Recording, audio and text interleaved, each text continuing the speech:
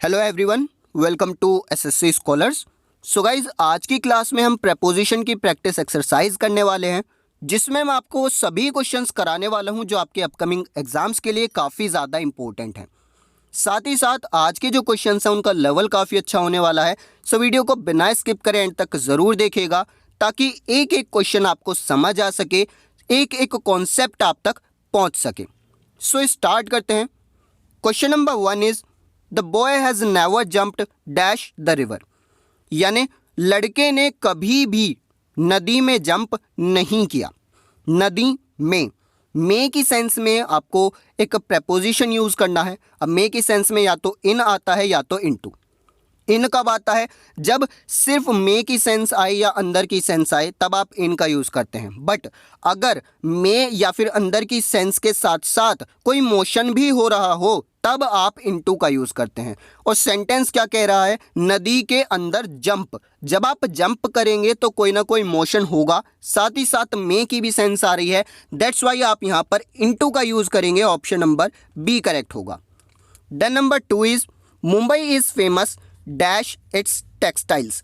तो मुंबई फेमस है, प्रसिद्ध है किस चीज़ के लिए? अपनी टेक्सटाइल्स के लिए। तो याद रखिए, फेमस के साथ आप हमेशा प्रपोजिशन फॉर का यूज़ करेंगे। ऑप्शन नंबर सी करेक्ट होगा। Mumbai is famous for its textiles.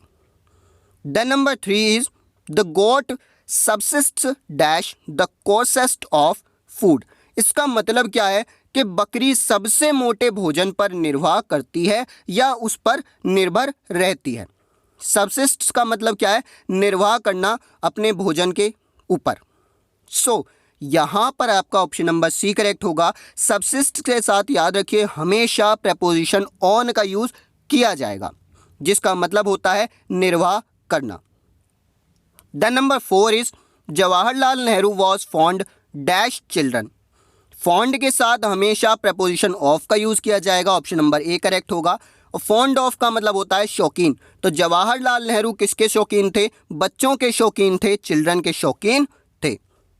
Then number 5 is India is a noble gorgeous land teeming dash natural wealth. तो भारत एक नोबल, एक बहुत ही सुंदर धरती है, लैंड है, जिसमें बहुत ही सारे उसके पास जो है नेचुरल वेल्थ है, प्राकृतिक धन संपत्ति जो है। टीमिंग के साथ याद रखिए आपका विद यूज़ किया जाएगा। ऑप्शन नंबर डी करेक्ट होगा। और टीमिंग विद का मतलब होता है भरा होना या फिर परिपूर्ण होना। तो भारत एक बहुत ही नोबल और बहुत ही सुंदर ज़मीन है, जो भरी हुई है बहुत ही प्राकृतिक वेल्थ से, बहुत सारी। The number 6 is it is natural in every man to wish dash distinction. Meaning क्या निकल रहा है कि ये प्राकृतिक है कि हर इंसान भेद की कामना करता है। हर इंसान अपने आप को डिफरेंट दिखाना चाहता है, दूसरे पर्सन से अपनी एक अलग पहचान बनाना चाहता है। बट यहाँ पर मुझे प्रपोजिशन यूज़ करना है विश के अकॉर्डिंग। तो याद रखिए विश के साथ हमेशा प्रपोजिशन फॉर का यूज़ किया जाएगा। That's why option number A correct होगा। It is natural in every man to wish for distinction. Then number 7 is little Jack proved quite a match dash the giant. यानी जो छोटा Jack है उसने अपने आप को प्रूव किया है कि वो क्वाइट मैच है, किसके लिए? जाइंट के लिए। तो मैच के साथ याद रखिए फॉर का यूज़ होगा। ऑप्शन नंबर ए करेक्ट होगा। मैच फॉर का मतलब होता है एक तरीके से आप दूसरे के काबिल हैं, ये आपने साबित कर दिया, वहाँ पर यूज़ किया जाएगा match for. The number 8 is these computers are cheap enough to be accessible dash most people. याद रखिए एक्सेसिबल के साथ हमेशा प्रपोजिशन टू का यूज़ होगा, यानी ऑप्शन नंबर सी करेक्ट होगा। और इसका मतलब क्या है? एक्सेसिबल टू का मतलब है कि ये चीज़ें उन तक पहुंच सकती हैं। मोस्ट पीपल सेंस क्या निकला? These computers are cheap enough, यानी ये जो कंप्यूटर्स हैं ये काफ़ी चीप हैं, इतने सस्ते हैं कि इवन जो मोस्ट पीपल हैं उनके लिए कॉमन है, खरीद सकते हैं, वो उनकी रेंज के अंदर ये आते हैं। तो याद ये रखना है एक्सेसिबल के साथ प्रपोजिशन टू का यूज़ किया जाता है। Then number 9 is the holy tree is associated dash scenes of goodwill and rejoicing. तो जो होली ट्री होता है उसको क्या माना जाता है? उसको इस तरीके से माना जाता है कि उसका संबंध जो है वो अच्छे भाग्य से, गुडविल से या फिर रिजॉइसिंग से है, यानी कुछ भी अच्छा चीज़ जो होगी उससे एसोसिएटेड है, उससे संबंध रखता है। संबंध होना, इसको इंग्लिश में कैसे बोलेंगे? एसोसिएटेड विद, यानी ऑप्शन नंबर सी करेक्ट होगा। याद रखिए एसोसिएटेड के साथ प्रेपोजिशन विद का यूज किया जाता है। Then number 10 is there is still no cure dash the common cold. अभी क्या है, आप अपने भारत में देखें तो जब आपको कॉमन कोल्ड होता है यानी सामान्य सर्दी होती है, थोड़ी बहुत सर्दी हुई, तो उसको लेकर अभी भी स्टिल कोई भी इलाज वगैरह नहीं किया जाता। होता है ना, बोलते हैं ये तो आम है, थोड़ा बहुत जुकाम खांसी होता है। तो यहाँ पर क्योर के लिए आपको प्रेपोजिशन चाहिए, तो याद रखिए क्योर के साथ हम हमेशा प्रेपोजिशन फॉर का यूज करेंगे। That's why option number C correct होगा। There is still no cure for the common cold. Then number 11 is he lives dash Hyderabad, he lives dash 48 Tilak street. दोनों ही जगह के नाम हैं और आप जानते हैं जगह के लिए या तो इन का यूज होता है या तो एट का। कॉन्सेप्ट समझिएगा, जब कोई बड़ा जगह की हम बात कर रहे हैं, कोई भी बड़ी प्लेस हो सकती है, जब उसकी बात की जाएगी तब हम प्रेपोजिशन इन का यूज करेंगे। जैसे ही लिव्स डैश हैदराबाद, अब हैदराबाद काफ़ी बड़ी जगह है, प्लेस है, तो वहाँ पर हम इन का यूज करेंगे। बट दूसरी लाइन में क्या लिखा है, he lives dash 48 Tilak street, तो अब आपका एक एड्रेस दे दिया 48 तिलक स्ट्रीट। याद रखिए जब भी मैं मकान नंबर ऐड कर दूंगा तो वहाँ पर एट का यूज़ होगा। बट अगर मकान नंबर ना होता, सिर्फ होता तिलक स्ट्रीट, तब मैं इन का यूज़ करता। क्लियर? कॉन्सेप्ट समझ आया? जब हाउस नंबर आप लिख देंगे तब एट का यूज़ होगा। अगर हाउस नंबर नहीं है, सिर्फ स्ट्रीट का नाम लिखा है, तब आप वहाँ भी इनका यूज़ करेंगे। यहाँ पर अगर बात की जाए तो ऑप्शन नंबर ए करेक्ट होगा। हैदराबाद के लिए इन यूज़ करेंगे और क्योंकि तिलक स्ट्रीट के साथ आपने हाउस नंबर 48 लिखा है, इसीलिए एट आया है। Then number 12 is the child has been missing dash yesterday. तो बच्चा जो मिसिंग है, गुम है, कब से? कल से। अब यहां पर आप देख रहे हैं हैज़ बीन मिसिंग, हैज़ से मुझे क्या पता चला? Present tense. बीन से मुझे क्या पता चला? Perfect tense. आईएनजी फॉर्म से क्या पता चला? कंटिन्यूअस, यानी सेंटेंस मेरा प्रेजेंट परफेक्ट कंटिन्यूअस का है। और ऐसे में जो टाइम एक्सप्रेशन दिखाना होता है, जैसे यहाँ पर यस्टरडे है, तो इसके लिए हम सिंस या फिर फॉर का यूज़ करते हैं।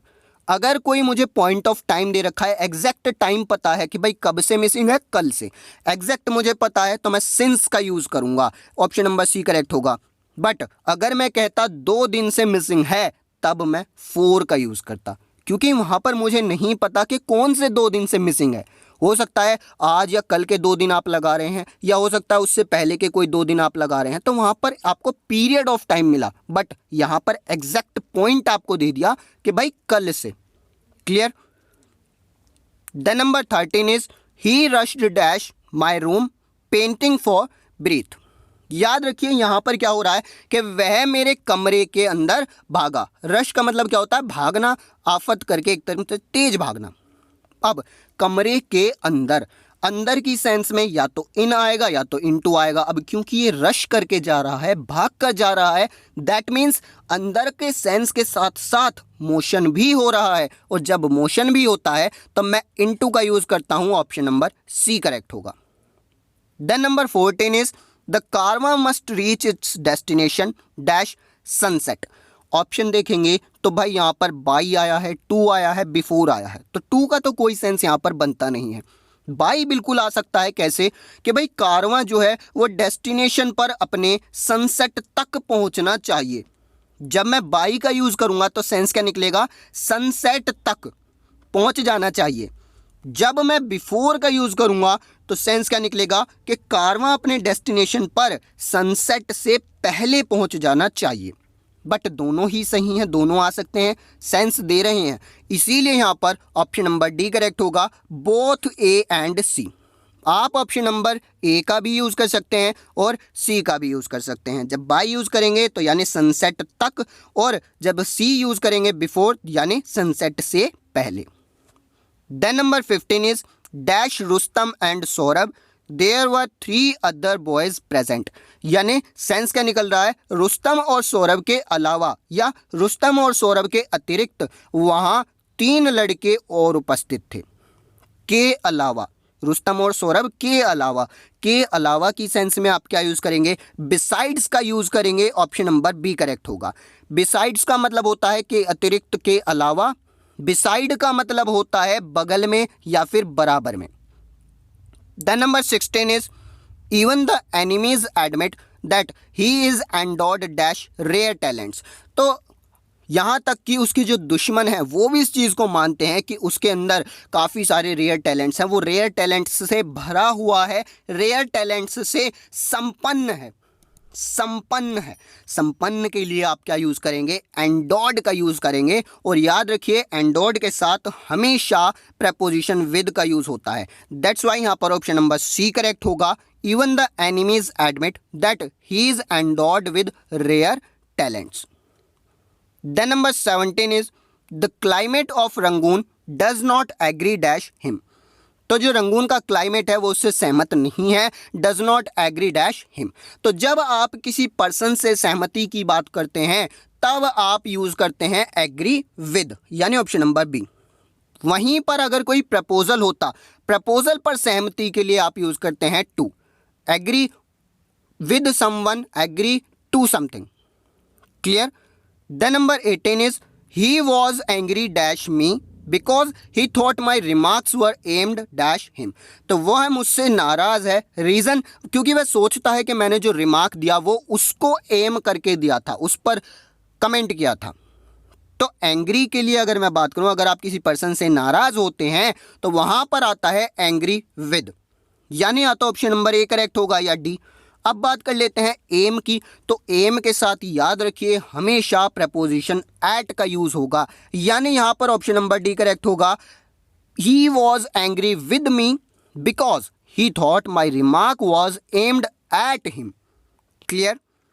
The number 19 is you need not be afraid dash being late. Afraid का मतलब क्या होता है भाई, अफ्रेड का मतलब होता है डरना। तो तुम्हें बिल्कुल भी ज़रूरत नहीं है लेट होने से डरने की। तुम लेट हो जाओगे कोई प्रॉब्लम नहीं है, डरने की कोई ज़रूरत नहीं। याद रखिए अफ्रेड के साथ में ऑफ का यूज़ होगा और अफ्रेड ऑफ का मतलब बनता है डरना। Then number 20 is he is ignorant dash what he pretends to know. Sense क्या निकल रहा है कि वह जो जानने का दिखावा करता है वह उससे अनजान है, मतलब उसे नहीं पता उस चीज़ के बारे में, फिर भी उसे जानने का दिखावा कर रहा है। मुझे यहाँ पर क्या करना है, इग्नोरेंट के लिए प्रपोजिशन चाहिए, मुझे वो फाइंड आउट करना है। सो यहाँ पर ऑप्शन नंबर सी करेक्ट होगा। याद रखिए भाई इग्नोरेंट के साथ में हमेशा प्रपोजिशन ऑफ का यूज किया जाएगा। Then number 21 is never do anything that is not compatible dash public safety. तो भाई कभी भी ऐसा कोई काम ना करें, कुछ भी ऐसा ना करें जो मतलब पब्लिक सेफ्टी के लिए, पब्लिक की सुरक्षा के लिए फेवरेबल ना हो, कंपैटिबल ना हो, अनुकूल ना हो। कंपैटिबल, कंपैटिबल का मतलब होता है अनुकूल, फेवरेबल, और इसके साथ याद रखिए हमेशा प्रपोजिशन विद का यूज होगा, यानी ऑप्शन नंबर बी करेक्ट होगा। Then number 22 is the hotel is adjacent dash the station. Adjacent का मतलब क्या होता है भाई, एडजेसेंट के साथ याद रखिए हमेशा होता है प्रपोजिशन टू का यूज, और एडजेसेंट टू का मतलब होता है बराबर में या फिर बगल में। तो होटल कहाँ था भाई, स्टेशन के बराबर में था, स्टेशन के बगल में था, बिल्कुल चिपक के। Then number 23 is only graduates are eligible dash the post. तो सेंस निकल रहा है कि सिर्फ ग्रेजुएट्स ही उस पोस्ट के लिए एलिजिबल हैं, योग्य हैं। एलिजिबल के साथ हमेशा प्रपोजिशन फॉर का यूज किया जाता है, eligible for. Option number C correct होगा। Then number 24 is the accident resulted dash the death of 5 peoples. तो यानी जो एक्सीडेंट हुआ उसका परिणाम स्वरूप 5 आदमियों की, 5 लोगों की डेथ हो गई, मृत्यु हो गई। रिजल्टेड के साथ याद रखिए हमेशा प्रपोजिशन इन का यूज होगा, ऑप्शन नंबर बी करेक्ट होगा। रिजल्टेड इन का मतलब होता है परिणाम स्वरूप, या फिर उसका क्या परिणाम निकला। Then number 25 is we should live in a style suited dash our condition. तो हमें अपनी लाइफ को इस स्टाइल में जीना चाहिए, इस तरीके से जीना चाहिए जो हमारे लिए सुटेबल हो, हमारी कंडीशंस के लिए सुटेबल हो, उचित हो। सूटेड, सूटेड के साथ याद रखिए प्रपोजिशन टू का यूज होता है, ऑप्शन नंबर डी करेक्ट होगा। suited to. Then number 26 is the customs were searching dash drugs at the airport. तो कस्टम्स क्या कर रहे थे, वो ड्रग्स ढूंढ रहे थे एयरपोर्ट पर। ढूंढना, किसी भी चीज को फाइंड आउट करना, उसके लिए हम सर्चिंग फॉर का भी यूज करते हैं। दैट्स वाई यहां पर ऑप्शन नंबर ए करेक्ट होगा। The customs were searching for drugs at the airport. Then number 27 is I am sick dash the whole business. यहां पर क्या सेंस निकल रहा है, क्या सिक का मतलब बीमार का सेंस निकल रहा है? बिल्कुल नहीं। याद रखिए, सिक के साथ जब आप प्रेपोजिशन ऑफ का यूज कर देते हैं तो उसका मतलब होता है आदी होना किसी भी चीज का। जब आपको किसी चीज से बहुत ही ज्यादा लगाव हो जाता है, आप उसको करते रहते हैं, उसमें लगे रहते हैं, दैट मीन्स आपको उसकी आदत पड़ चुकी है, आप उसके आदी हो चुके हैं। तो वही सेंस निकल रहा है कि ये जो पूरा व्यापार है, ये जो पूरा बिजनेस है, मैं इसका आदी हो चुका हूं। आई am sick of. Then number 28 is he is suspicious dash all his neighbors. Suspicious के लिए मुझे preposition चाहिए। सेंस क्या निकल रहा है कि उसे अपने सभी नेबर्स पर शक है। सस्पिशियस ऑफ यहां पर आ जाएगा। ऑप्शन नंबर डी करेक्ट होगा। याद रखिए भाई, सस्पिशियस के साथ ऑफ का यूज किया जाएगा।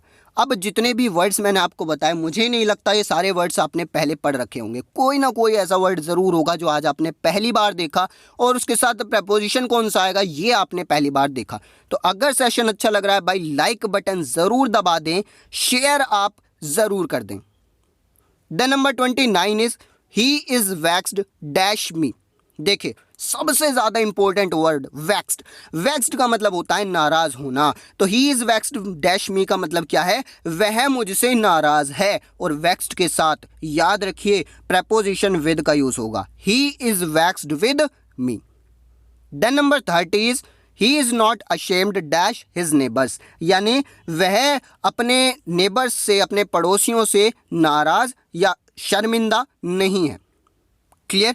शर्मिंदा नहीं है। शर्मिंदा के लिए आप क्या यूज करेंगे, शर्मिंदा होने के लिए आप यूज करेंगे अशेम्ड ऑफ। यानी ऑप्शन नंबर बी करेक्ट होगा। He is not ashamed of his neighbours. तो ये थे आज के क्वेश्चंस आपके प्रेपोजिशन की प्रैक्टिस एक्सरसाइज के। काफी अच्छे लेवल के क्वेश्चंस मैं आपके लिए लेकर आया। और अगर आपको सेशन पसंद आया हो तो भाई लाइक ज़रूर कर देना। ऐसे इन्फॉर्मेशन को अपने छोटे बड़े भाई बहनों के साथ ज़रूर शेयर करें। चाहे आप किसी भी एग्ज़ाम की प्रिपरेशन कर रहे हैं, आपके लिए इम्पोर्टेंट है, बहुत ही ज़्यादा इम्पोर्टेंट है। बाकी आपका अपना चैनल है, सपोर्ट करते रहिए, हमारे साथ आगे वीडियोस देखते रहिए। That's all for today. Thank you everyone.